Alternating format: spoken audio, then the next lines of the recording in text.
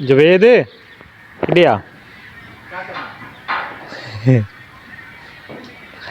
ਆ ਸੇਨਾ ਵੱਲ ਸੇਨਾ ਆ ਤਾਂ ਵੱਲ ਸੇਨਾ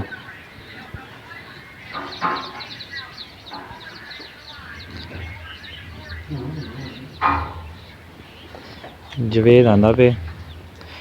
ਜਵੇਦ کو دینے مبارک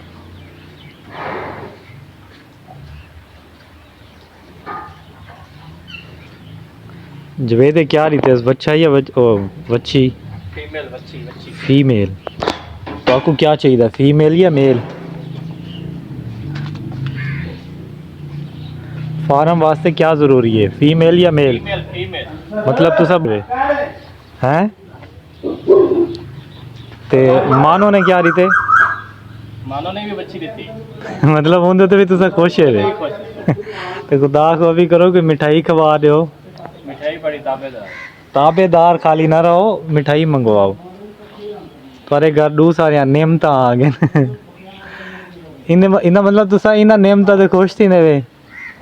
جی گھر نہ گھر بیٹی جمن دے جی لوگ خوش تھی نے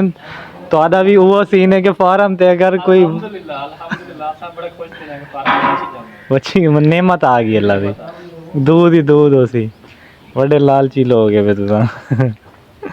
یہ بچہ ہوتا تھا بال سر پکڑی بیٹھے ہوا بچہ ہوئے تو آپ بچہ ہی ہے